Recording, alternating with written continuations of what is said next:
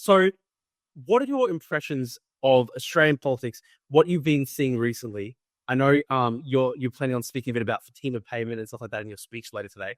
I think we've got somewhat similar problems. I think we're on similar trajectories in some ways. I think you guys are maybe about 5 years behind us, and that's because a few years ago we had other than the fact that we had the Conservatives in power and they had a revolving door of leaders who, bar one, and she was only in for 40 days, didn't get it and made problems worse.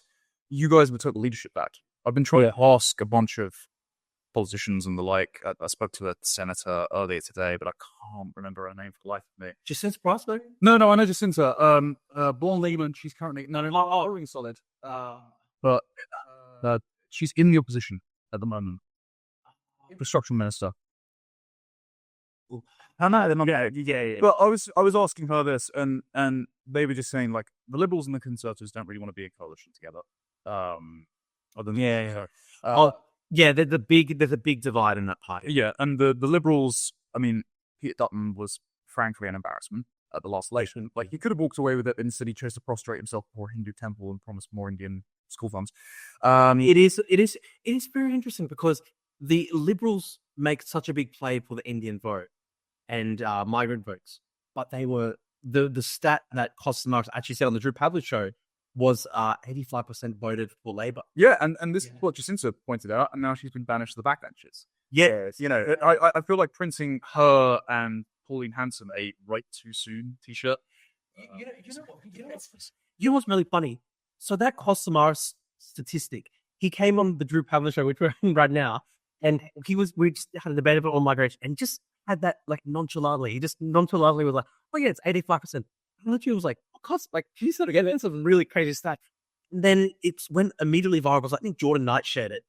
And Jacinta Price saw that, started talking about it. And then the Liberal Party literally erupted into a civil war. And it was so funny that it just randomly, Kosh just said it as an aside, like, you won't be able to recover your political dire straits if you keep treating your politicians like that. Yeah. That's why I think you guys are like 5 years behind us. Like, we have reform as a party, as a sort of insurgent populist movement, and they're literally polling as the number one right now. Yeah, they're on about 35% like consistently. Pretty much most people thought that reform ceiling was about 20%, and they would have to go into coalition with Conservatives. The Conservatives are going extinct. They're selling furniture in the Carlton Club like firewood. Easy. Kemi Badenoch's cratery, she'll be replaced by Robert Jenrick by May, and then you'll get sort of mutual reinforcing arms race. Do you think Jenrick can turn things around for the Tories? Would the Tories be worth saving if Jenrick came in? Okay, two different questions. Would they be worth saving? I think people are interested in saving them just because they like the brand identity. In that sense. I mean, it's the oldest, most successful party in the English-speaking world. Yeah, they like, and successful in terms of winning elections and government stuff. They like the members' clubs in London. They like the architecture. They like being car carrying as a party. However, it's morally hollowed out, and the identity of Tory has been contaminated in most constituencies around the country. Like, you're never winning the red wall back. There are certain constituencies where, because you've liberalised the Tory so much, they're just going to defect to the Lib Dems anyway. Yeah. So I don't think they come back within an election cycle. The best they can hope for is to be a junior partner in a coalition with Reform, but at the moment, that's probably not possible. You're going to see more defections from the Conservatives to Reform, and the best they can hope for is actually being a strong shadow cabinet for the next 4 years and pressuring Labour, boosting the profile of certain shadow ministers like Nick Timothy, Robert Jenrick, who knows where those going to end up. Yeah. And then being in a arms race with Reform to force Reform's hand. Because Reform's instincts are to liberalise and soften unless they're pressure. So the reason that Nigel Farage didn't denounce Elon Musk and Tommy Robinson when they did that, is because he realised, that's about 1 million people. That's a quarter of my voters from the last election. That was actually a stunning turnout. 1 million people. It's so funny that the media and the police were saying it's 100,000. It was so clearly 1 million. It's absurd to say that it was anything less than like 800,000. So probably the biggest nationalist demonstration in any Western country to have, like, I don't know. Yeah, probably. I mean, it's certainly the largest protest in Britain since the Iraq War protests. Yeah. So it's been about 10 years. And because it wasn't anti anything necessarily, it's actually hard to get people to turn out for that, especially considering the flagship leader, being Tommy Robinson, is such a bogeyman. Yeah, I mean, sure. To have 1 million people come out is quite impressive. But But so with external correctional reform could be made to be the kind of party that its voters already expect it to be. Because if you poll reform members, 99% of them were saying, we want mass deportations back when Farage was denouncing them before he had caught up. So if Robert Jenrick's reformed Tory party, pardon pun, can force their hand and they can say, well, we're going to do net emigration. Well, we're going to do mass deportations of all Islamists. Well, we're going to do remigration. Like, if they can do that by the time it gets to 4 years, they'll have the policies on the books and they'll have the mandate. Yeah. And I think they need to, because we've only got about 4 years to fix this, because the demographic situation in the UK is so dire. What is the actual demographic situation right now? Because is it hovering around 70%? I know in London, for example, like native English people in London, it's like 20%.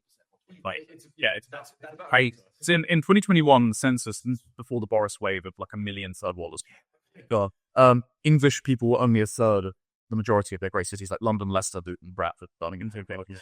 So it's in decline from then. I live in the one English alcove in London. We're still under siege because of the transport network.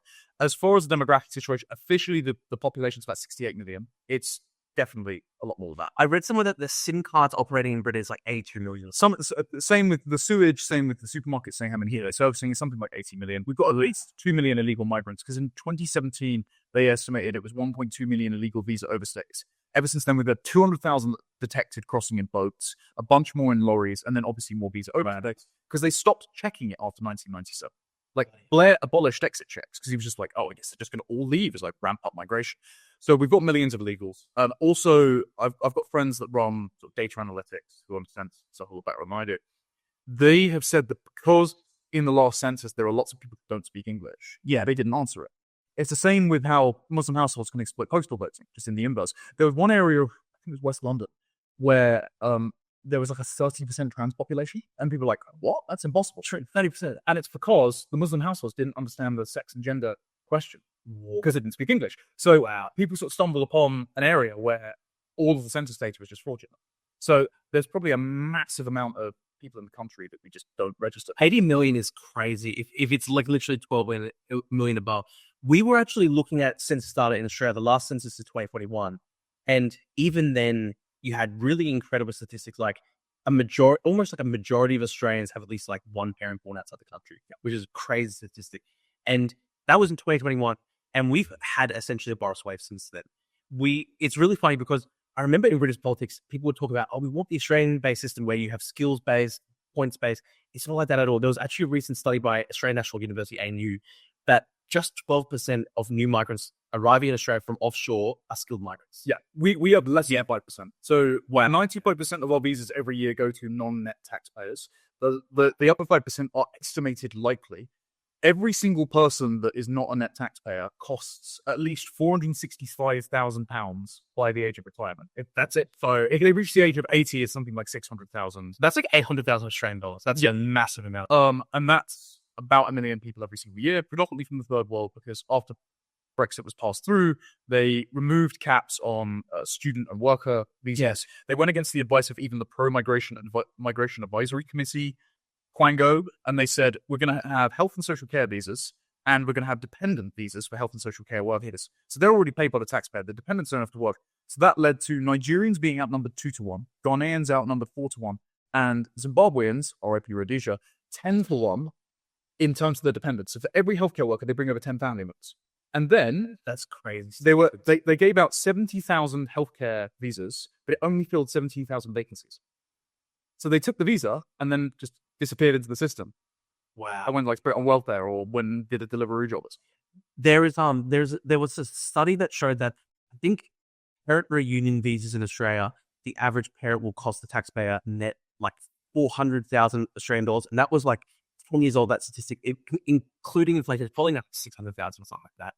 And a lot of our migration is basically parent reunion visas, family reunion visas. So like, I wish we could do, Denmark is probably the gold standard for this, where they actually did those proper studies where they were trying to estimate, literally based on national communities.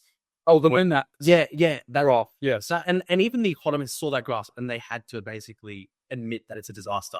I wish we could do that in Australia. I think our statistic agencies don't want to look at stuff like that.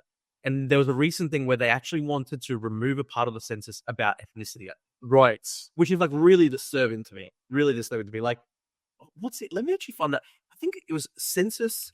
Do you have freedom of information request functions in Australia? We do, but it's becoming a lot harder.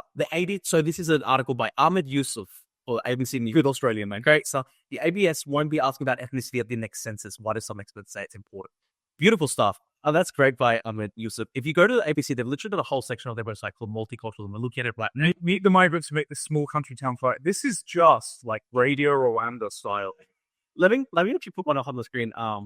So Indian Australians respond to being targets of abuse after negative political. Man, India's global reputation never recovers after giving them access to the internet. Like, it's just. I think it's just sad that there is a lot of like racially radioactive stuff recently. Like there was one. I'll put this up on the screen too. This was a shocking one. It was an Indian-born member of the Legislative Council in Western Australia who was saying that in the context of who is more Australian, and she started saying that Indian migrants to Australia were technically more Australian than white Australians. Let me explain how your country and your culture includes me. Yeah, but the reason why was because she said there was ancient migration flows to Australia. So technically, she was saying that they were First Nations.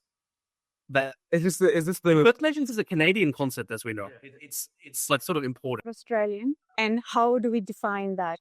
As per the DNA evidence, we're more Australian, and how are we defining that? As per the DNA evidence, Which is crazy. You know what's amazing? The Indigenous community hates stuff like this. Like the Indigenous community in Australia are really. There's been massive backlash to studies. There's a guy on Twitter called Mungo Man who does a lot of like. He talks about how like Mungo Matic, the guy on Twitter. He talks about how the ancient body Mungo Man, which was like recovered 20,000, 30,000 year old mummy, essentially that was indigenous. It was a lot of this archaeological evidence was reburied under pressure from Aboriginal lobby groups because they don't like people talking about DNA and the thesis that it's less than 60,000 years essentially to the people who India is like that. And then she's just like, without even regard for any of that sensibility at all, she's just straight up going, no, the Aboriginals have Indian ancestry going back 4,000 years. She's doing what I mean propaganda. I'm just stunned. I'm like, I don't understand why you would do that. Yeah, sure. It's pure ethnos. Like it's always feel like okay, so we're all from India. Wow, how very interesting. So when are you going back? Oh, it's just so bad. Like she was literally. So this was in response to the March for Australia stuff, where and people pointed out in the lead up to the March for Australia, there was a flyer that went around that pointed out that Indian migration to Australia just in the past 5 years was more in total than all Greeks and Italians who came to Australia over 100 years. Which is like, and obviously the Greek and Italian communities have become a substantial part of the Australian nation, stuff like that. So I think just like the volume, like in how short that time period is quite a shocking statistic. And every single major politician in the country immediately condemned that flyer, saying it was racist for that statistic. And that this article in the ABC, which is about how Indian Australians are being attacked, that was about that article. So hang on. And so she point out the raw numbers. It's racist, despite it being celebrated because of the raw numbers. Is really stunning, right? And the reason why she gave that speech in Parliament was she was responding to that flyer in the March for Australia stuff, saying, well, you're saying that we're not Australian, but actually we have Indigenous ancestry because the Indigenous people came from India originally. And if a white person were to say that Indigenous people came from India originally, they would be smashed. They would be devastatingly attacked as a racist. So she doesn't even understand the sensibilities of Indigenous politics in Australia. So you know Yuval Noah Harari, the one pet philosopher. He went on Politics Joe, which is like a Guardian adjacent new media start. I think it's oh, holy shit! This slot. Absolute rabbit. He said there's no such thing as Anglo-Saxons. I thought of the other day.